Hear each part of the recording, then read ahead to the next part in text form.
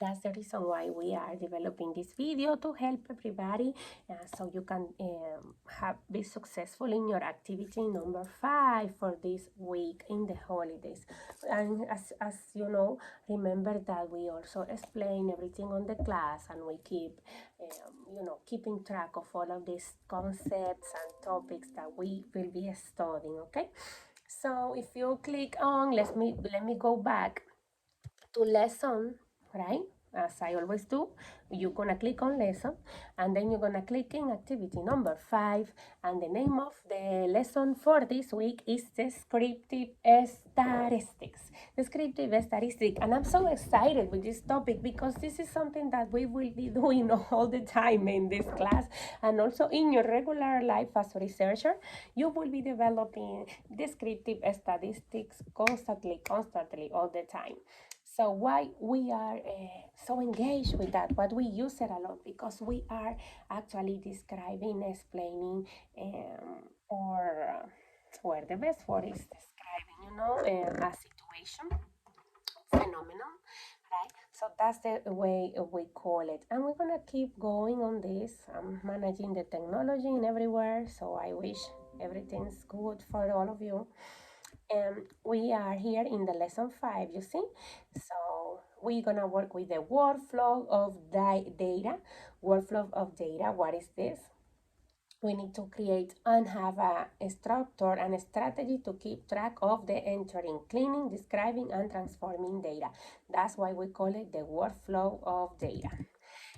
In all the time, we're gonna be collecting data in our research. So we are doing that now in the research that you are developing through Google Forms already. Some of you are collecting answers, which is awesome. So that's the process that we will be doing, following the processing the data. In this case, in the practical, we won't have a lot of situation because we are doing everything very technological tools, with technological tools. But it's important to know this, and it's important because anytime you will be dealing in some moments with data situation, right? So I'm gonna go short to this chapter because I'm gonna keep explaining all of this. I love this chapter. It's amazing. Anyway, let me show you quickly here. You know that you have all the content. Remember, here in the book you will see the page 87 until 139 is the content that you will be studying. Okay, so now let's go to your activity. You click on activity 5. Daran is there. I'm gonna click on preview, so it's better for me to show you the answers and the questions that we have to study for this week. So this should be clear and short. No, this is not the first. The first is a strategy to keep track of the entering, cleaning, describing, and transforming data. We call it workflow. So that's the way we're gonna call it. And remember, we're gonna keep studying this. This data may be collected through surveys or may be secondary data. It's very important to know that because as soon as we have a planned workflow, we can avoid also the mistakes in data. I'm going to show you what is that. For example, when we talk about outliers, is something that we will have in the data collection. For example, you are studying students that are teenagers. We are working with teenagers, mental health of teenagers. But if you find out that you have a person which 99 years old or 80 something, that is not the population that you are reaching, is not your sample. So you will have outliers, something important that you understand. And here we have in the number 2, these are values that differ totally from all the other observation. We call it outliers, and they can influence results substantially depending on the source of their uniqueness. They can be classified into 3 categories. The first type is by data collection errors. For example, if we ask people to indicate their total income in thousands of dollars, and some respondents answer a different way, right? So this is the moment when we have outliers. Mistakes, simple, right? Mistakes in the research process, data collection especially. And this should be clear and short, and they can be read in the dialog boxes. For example, you're gonna see why I'm saying dialog boxes. We're gonna keep studying this for a long time. But for example, if you have 3 questions on product satisfaction, trade and loyalty, and several descriptions, age and gender, you could called this a satisfaction 1, 2, 3. Okay, easy. I'm gonna explain you. This is called variable, okay? But it's important that I explain you what is this. Every single thing that you are storing in your research right now, we can call it variable. For example, if we are talking about satisfaction of the students with Reformed University, level of satisfaction, one variable. But if we say about I'm gonna keep something on my desk. We are talking about hand sanitizer. If we are talking about the color of the product, this is another variable, right? The quality of this product, we can say, is another variable. The packaging, it can consider another variable. The level of satisfaction with the packaging, the color of the packaging. Okay, so something that you're gonna ask to your sample, we can say those are the variables. Age, it's another variable. Number of children is another variable, and so on. So think about this. Every single item, every single question, every single thing that you want to know, item that you want to develop in your research, you can call it variable because you're gonna ask that to your sample. Okay, it change depending what your customer, what your sample, what your population say during the research. So when the data is entered manually, this occurs routinely. What is that? So we have, fortunately, such are easy to spot if they occur outside the variables range. That's something I was talking about, because what about if we have about the age, right? We are doing research for things, as I say. So these outliers are what they are: data entry errors, data entry errors, right? So that's the way to call it. Bar chart is an example of univariate graphs and tables, and the answer is yes, true. Okay, because it's an example.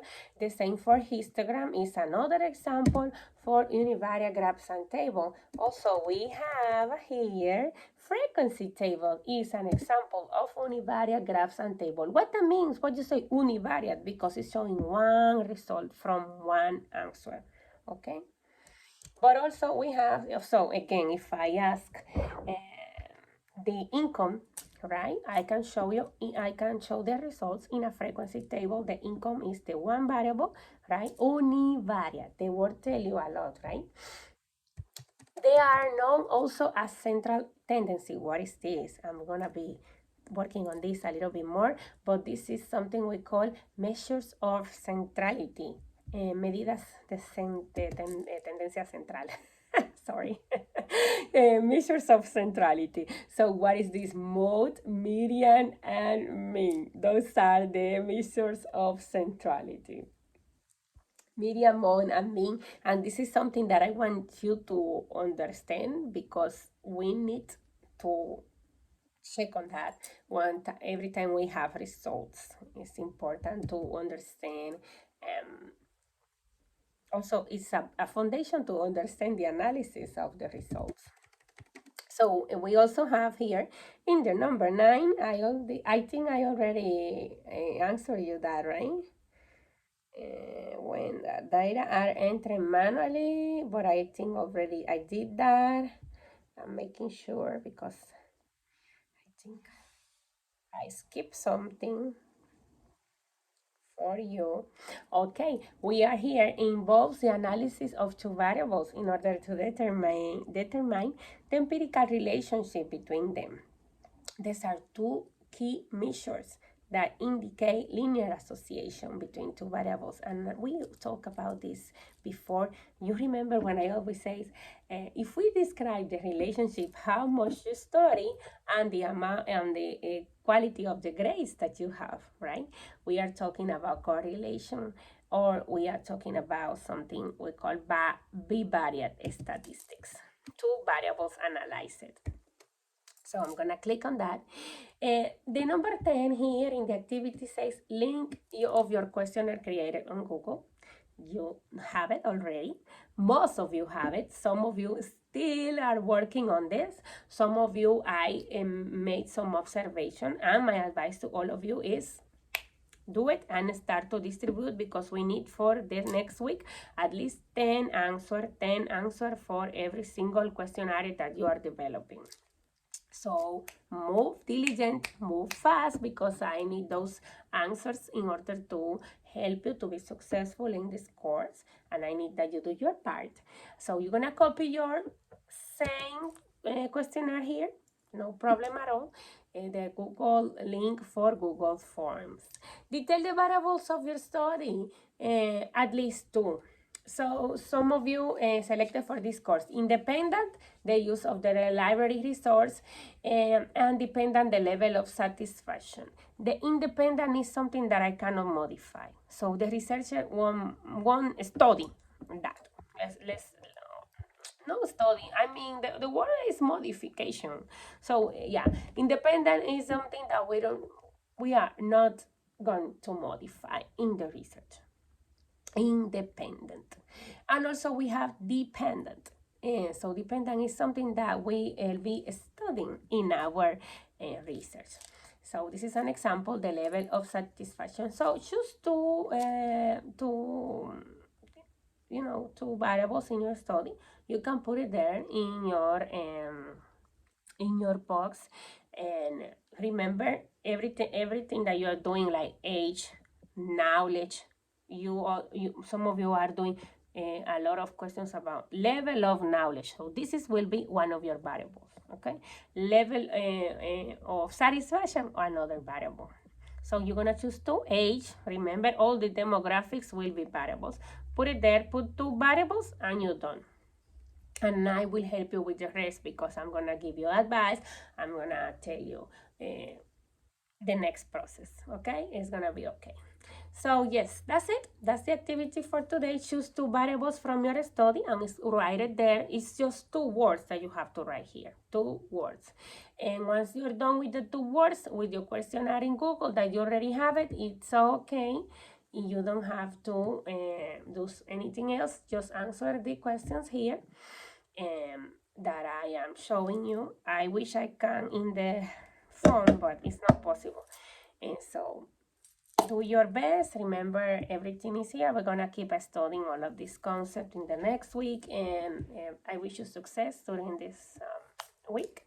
Remember to develop the questionnaire in Google Forms. Make your changes, plus submit it to 10 classmates, friends, family members, etc. It doesn't have to be your real sample for this activity. We don't need that. But we are doing the research thinking like we are doing that with the real sample that we need for this study. If you have access to the real sample, do it with your real sample so you can have better quality of results. If you collect more than 10 answers, it's not a problem at all. That's awesome. So just keep collecting as soon as you can, as more as you can, because we're gonna use that, and this is gonna be a great exercise for you in your market and in market research and in every single kind of research that you develop. I wish you the best, and thank you.